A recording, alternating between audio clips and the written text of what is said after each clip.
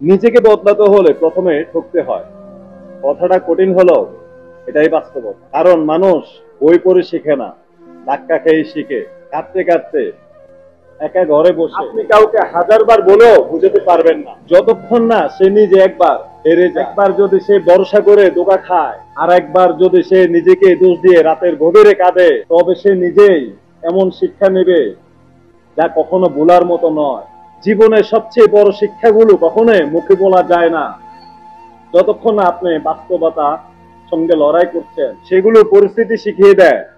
বইয়ের পাতা হয়তো জ্ঞান দেয়, কিন্তু ভাঙ্গা হৃদয় আর খালি পকেট যেটা শিখা সারা জীবন ভোলার মতো নয়। তাই কারো কষ্ট দেখে কখনো তাকে দুর্বল ভাববেন না।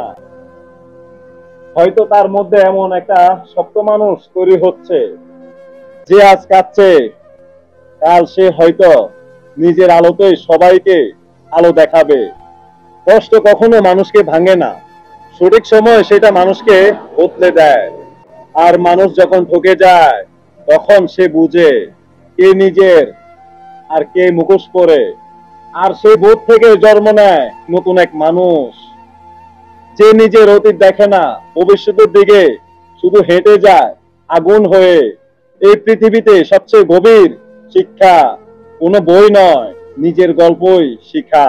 এই পৃথিবীতে সবচেয়ে গভীর শিক্ষা কোনো বই নয়, নিজের গল্পই শিখা। আপনারা যদি গল্প শুনতে চান, তাহলে গুগলে সার্চ করবেন এই গল্পের মুখ, জুলাস মিয়া।